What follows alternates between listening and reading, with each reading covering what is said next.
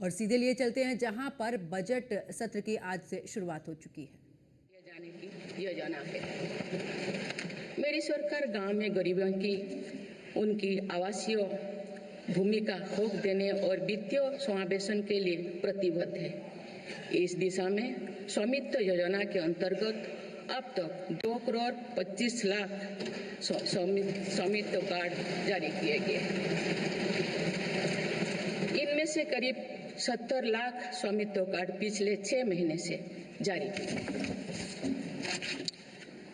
PM किसान सम्मान निधि के तहत करोड़ों किसानों को पिछले महीने में 41,000 करोड़ रुपया की राशि का भुगतान हुआ है। जनजातीय समाज के 5 करोड़ लोगों के लिए धरती आबा जनजातीय ग्राम उत्कर्ष अभियान प्रारंभ हुआ है। इसके लिए 80,000 करोड़ रुपये का प्रावधान किया गया है। आयुष्मान भारत योजना के अंतर्गत 70 वर्षों और उससे अधिक उम्र के 6 करोड़ वरिष्ठ नागरिकों को स्वास्थ्य बीमा देने का फैसला हुआ है। इन्हें हर वर्ष 5 लाख रुपए का हेल्थ कवर मिलेगा। छोटे उद्यमियों के लिए मुद्रा ऋण की सीमा 10 लाख रुपए से बढ़कर 20 लाख रुपया कर दी गई है। मेरी सरकार ने युवाओं की शिक्षा और उनके लिए रोजगार के नए अवसर तैयार करने पर विशेष फोकस किया है। मेधावी छात्रों को उच्च शिक्षा में वित्तीय सहायता देने के लिए पीएम विद्यालक्ष्मी योजना शुरू की गई है। 1 करोड़ युवाओं को सिर्फ 500 कंपनियों में इंटर्नशिप के अवसर भी दिए जाएंगे। पेपर लीक की घटनाओं को रोकने और भर्ती में पारदर्शिता सुनिश्चित करने के लिए नया कानून लागू किया गया है। सहकार से समृद्धि की भावना पर चलते हुए सरकार ने त्रिभुवन सहकारी यूनिवर्सिटी की स्थापना को प्रस्ताव स्वीकृत किया है। सरकार ने प्रधानमंत्री ग्राम सड़क योजना के चौथे चरण में 25,000 बस्तियों को जोड़ने के लिए 70,000 करोड़ रुपया स्वीकृत किए हैं। आज जब हमारा देश अटल जी की जन्म शताब्दी का वर्ष मना रहा है, तो प्रधानमंत्री ग्राम सड़क योजना उनके विजन का पर्याय बनी हुई है। देश में अब 71,000 वंदे भारत, अमृत भारत और नमो भारत ट्रेन चल रही है, जिनमें पिछले 6 माह में ही 17 नए वंदे भारत और 1 नमो भारत ट्रेन को जोड़ा गया है। वन नेशन वन इलेक्शन और वक्फ अधिनियम संशोधन जैसे कई महत्वपूर्ण विषय पर भी सरकार ने तेज गति से कदम आगे बढ़ाए। माननीय सदस्यगण, मेरी सरकार के 1 दशक के कार्यकाल ने विकसित भारत की यात्रा को नई ऊर्जा दी है। विकसित भारत के विजन में जन भागीदारी का सामूहिक सामर्थ्य है, देश की आर्थिक उन्नति का रोड मैप है, डिजिटल क्रांति के रूप में टेक्नोलॉजी की ताकत है और आधुनिक इंफ्रास्ट्रक्चर का आधार भी है। मेरी सरकार के प्रयास के बल पर भारत दुनिया की तीसरी सबसे बड़ी अर्थव्यवस्था बनने जा रही है। विकसित भारत की उड़ान को हमारे संविधान के आदर्शों का सतत मार्गदर्शन मिलता रहे, इसके लिए सरकार ने सेवा, सुशासन, समृद्धि और स्वाभिमान इन प्रमुख सिद्धांतों को गवर्नेंस के केंद्र में रखा है। सरकार रिफॉर्म, परफॉर्म और ट्रांसफॉर्म के अपने संकल्पों को तेज गति से आगे बढ़ा रही है। मेरी सरकार का मंत्र है सबका साथ, सबका विकास, सबका विश्वास और सबका प्रयास, और इस मंत्रों का एक ही लक्ष्य है, विकसित भारत का निर्माण। माननीय सदस्यगण, जब देश के विकास का लाभ अंतिम पायदान पर खड़े व्यक्ति को भी मिलने लगता है, तो भी विकास सार्थक होता है। मेरी अंत्योदय की वह भावना है जिसके प्रति मेरी सरकार संकल्पित रही है। गरीब को गरिमापूर्ण जीवन मिलने से उसमें जो सशक्तिकरण का भाव पैदा होता है और गरीबी से लड़ने में उसकी मदद करता है। स्वच्छ भारत अभियान के तहत बने 12 करोड़ शौचालय, प्रधानमंत्री उज्ज्वला योजना के तहत निःशुल्क दिए गए 10 करोड़ गैस कनेक्शन, 80 करोड़ जरूरतमंदों का राशन, सौभाग्य योजना, जल जीवन मिशन जैसे अनेक योजनाओं में गरीब को ये भरोसा दिया गया है कि वे सम्मान के साथ जी सकते हैं। ऐसे ही प्रयासों की वजह से देश के 25 करोड़ लोग गरीबों को परास्त करके आज अपने जीवन में आगे बढ़ रहे हैं। इन्होंने न्यू मिडिल क्लास का एक ऐसा समूह तैयार किया है जो भारत की ग्रोथ को नई ऊर्जा से भर रहा है। माननीय सदस्यगण, भारत जैसे देश की आर्थिक उन्नति मध्यम वर्ग मिडिल क्लास की आकांक्षाओं और उनकी पूर्ति से परिभाषित होती है। मध्यम वर्ग जितने बड़े सपने देखेगा, देश उतने ही ऊंचा उड़ान भरेगा। मेरे सरकार ने मुक्त स्वर से मध्यम वर्ग के योगदान को न केवल स्वीकारा है, बल्कि हर मौके पर उसे सराहा भी है।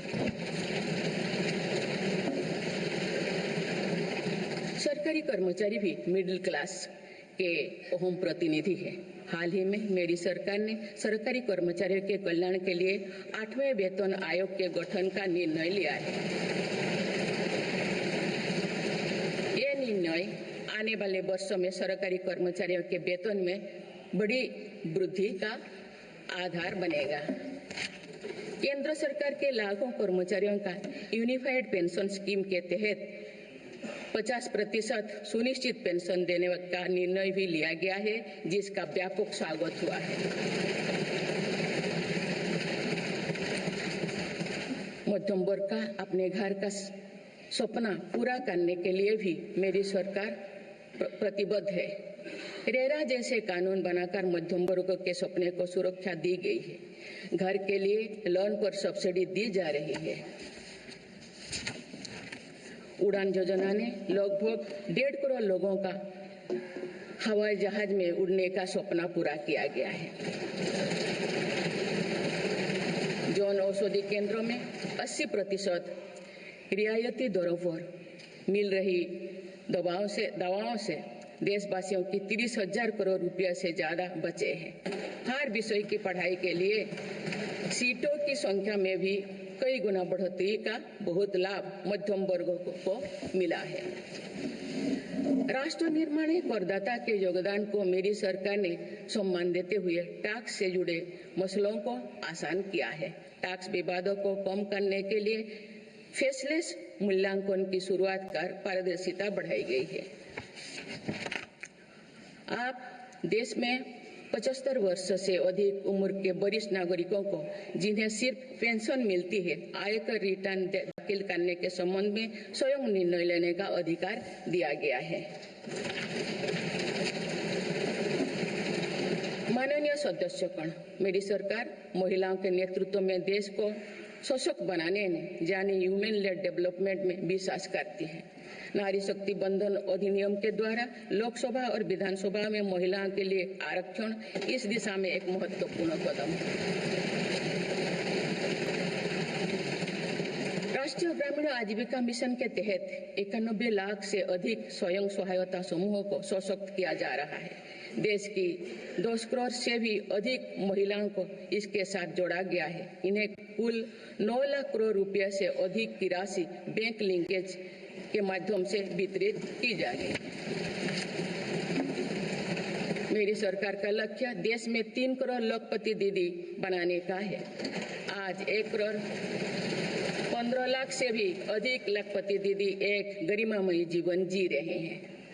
इनमें से लगभग 50 लाख लखपति दीदी बीते 6 महीने में बनी है। ये महिलाएं एक उद्यमी के रूप में अपने परिवार के आय में योगदान दे रहे हैं। इंश्योरेंस फॉर ऑल की भावना के साथ कुछ महीने पूर्व ही बीमा सखी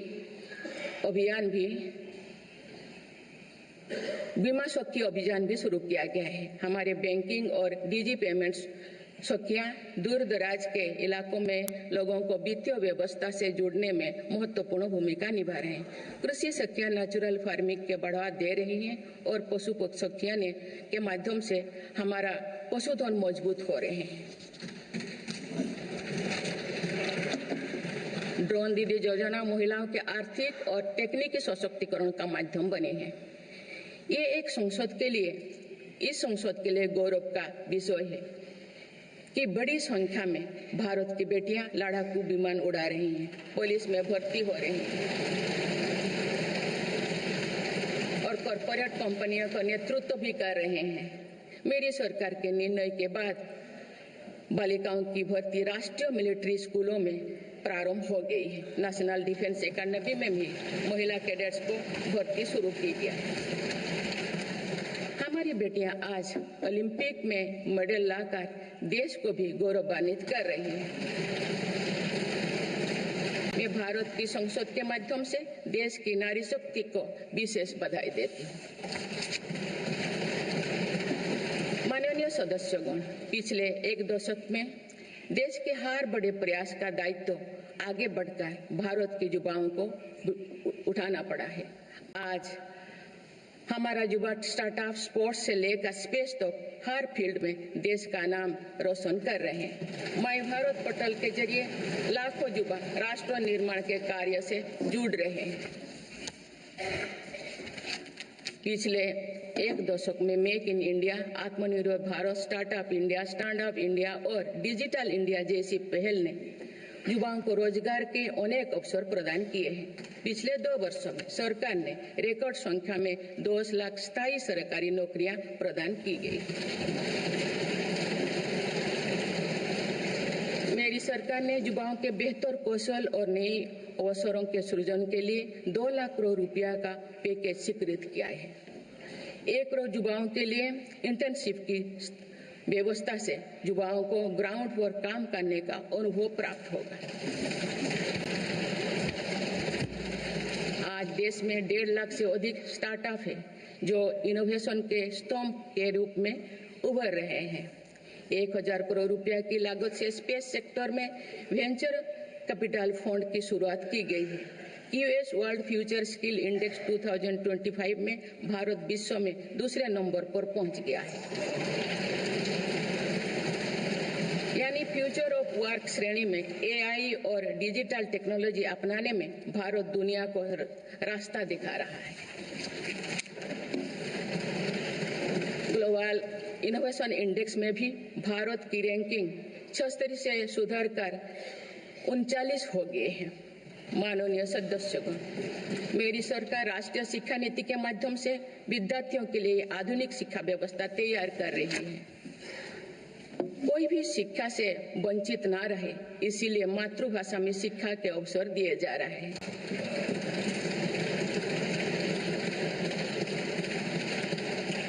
विभिन्न भर्ती परीक्षाएं 13 भारतीय भाषाएं में आयोजित कर भाषा संबंधी बाधाओं को भी दूर किया गया है। बच्चों में इनोवेशन को बढ़ावा देने के लिए 10,000 से अधिक स्कूलों में अटल टिंकरिंग लैब्स खोली गई है। ईज ऑफ डूइंग रिसर्च के लिए हाल ही में 1 नेशन 1 सब्सक्रिप्शन स्कीम लागू कर दिया है। इससे अंतर्राष्ट्रीय शोध की सामग्री निःशुल्क उपलब्ध हो सकेगी। पिछले एक दशक में उच्च शिक्षण संस्थाओं की संख्या बढ़ी है। इनकी गुणवत्ता में भी व्यापक सुधार हुआ है। यूएस विश्व यूनिवर्सिटी एशिया रैंकिंग में हमारे 163 विश्वविद्यालय शामिल हुए हैं। नालंदा विश्वविद्यालय के नए कैंपस का शुभारंभ कर शिक्षा में भारत का पुराना गौरव वापस लाया गया है। वो दिन भी दूर नहीं जो भारत में निर्मित गगनयान में एक भारतीय नागरिक अंतरिक्ष में जाएगा। कुछ दिन पहले स्पेस डॉकिंग में सफलता ने भारत के अपने स्पेस स्टेशन का मार्ग और आसान कर दिया गया। कुछ दिन पहले इसरो ने अपना 100वां लॉन्च करते हुए सैटेलाइट के सफलतापूर्वक स्थापित किए। मैं इस उपलब्धि के लिए भी इसरो को और सभी देशवासियों को बधाई देती हूँ। माननीय माननीय सदस्यगण, मेरी सरकार ने देश में विश्व स्तरीय स्पोर्ट्स वातावरण बनाने की दिशा में खोले खेलो India scheme, target Olympic podium scheme यानी स्टॉप्स राष्ट्रीय स्पोर्ट्स यूनिवर्सिटी स्थापित करके देश को आगे कदम बढ़ाया है। दिव्यांग के लिए ग्वालियर में विशेष खेल केंद्र खोला गया है। भारत की टीमों में चाहे ओलंपिक हो या फिर पैरालंपिक, हर जगह बेहतरीन प्रदर्शन किया गया है। हाल ही में विश्व शतरंज चैंपियनशिप में भी भारत ने अपना परचम लहराया। फिट इंडिया मूवमेंट चलाकर हम सशक्त युवा शक्ति का निर्माण कर रहे हैं।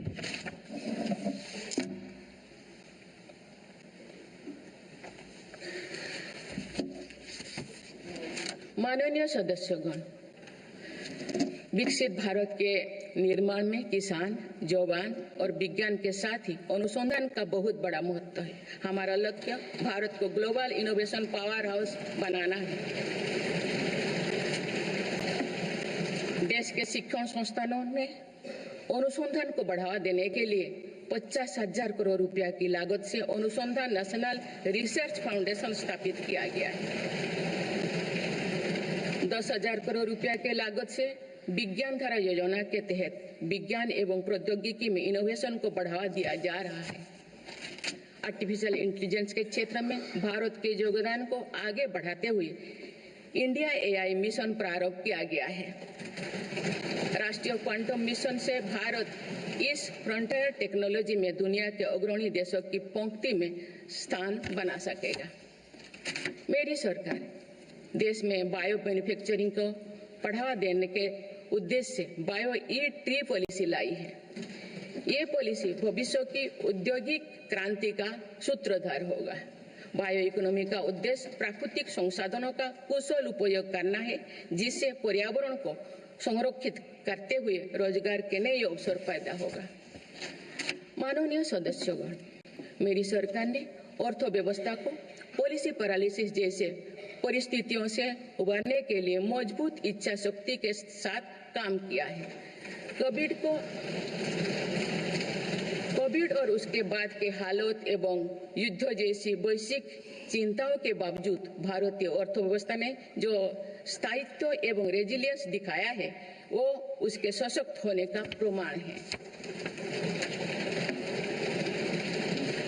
मेरी सरकार ने ईज ऑफ डूइंग बिजनेस को बढ़ावा देने के लिए कई महत्वपूर्ण कदम उठाए हैं। वन नेशन वन टैक्स की भावना के तहत GST को व्यवस्था लागू की गई है, जिसका फायदा सभी राज्यों को मिल रहा है। मेक इन इंडिया जैसी नीतियों के कारण आप बड़े ग्लोबल ब्रांड को प्रोडक्ट पर भी मेड इन इंडिया के लेबल्स देखने लगे हैं। माननीय सदस्यगण, भारत के छोटे व्यापारी गांव से लेकर शहरों तक हर जगह आर्थिक प्रगति को गति देते हैं। मेरी सरकार छोटे उद्यमियों को अर्थव्यवस्था की रीढ़ मानते हुए उन्हें स्वरोजगार के नए अवसर दे रही है। MSME के लिए क्रेडिट गारंटी स्कीम और ई-कॉमर्स एक्सपोर्ट हब्स सभी प्रकार के उद्योगों को बढ़ावा दे रही है। तीसरी कार्यकाल में मेरी सरकार द्वारा मुद्रा ऋण की सीमा को 10 लाख रुपया से बढ़ाकर 20 लाख रुपया करने का लाभ करोड़ों छोटे उद्यमियों को हुआ। मेरी सरकार ने क्रेडिट एक्सेस को आसान बनाया है। इससे वित्तीय सेवाओं की लोकतांत्रिक बनाया जा सका है। आज लोन, क्रेडिट कार्ड, बीमा जैसे प्रोडक्ट सबके लिए आसानी से सुलभ हो रही है। दशकों तो हमारे देश के रेहड़ी फैक्ट्री पर दुकान लगाकर आजीविका चलाने वाले भाई बहन बैंकिंग व्यवस्था से बाहर रहे। आज उन्हें PM स्वनिधि योजना का लाभ मिल रहा है। डिजिटल ट्रांजैक्शन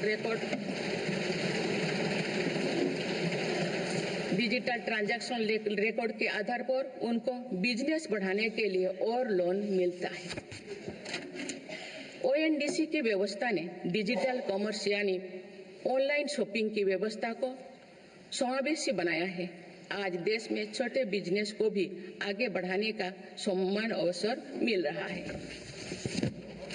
माननीय सदस्यगण, मेरी सरकार ने 10 वर्षों में प्रगति के जो नए अध्याय लिखे हैं, उनमें से एक स्वर्णिम सोपान भारत को डिजिटल क्रांति का भी है। आज भारत टेक्नोलॉजी के फील्ड में एक प्रमुख ग्लोबल प्लेयर के रूप में अपनी उपस्थिति दर्ज करवा रहा है। दुनिया के बड़े देशों के साथ ही भारत में 5G सर्विसेज की शुरुआत इसका एक बड़ा उदाहरण है। भारत की यूपीआई टेक्नोलॉजी की सफलता से दुनिया के कई विकसित देश भी प्रभावित हैं।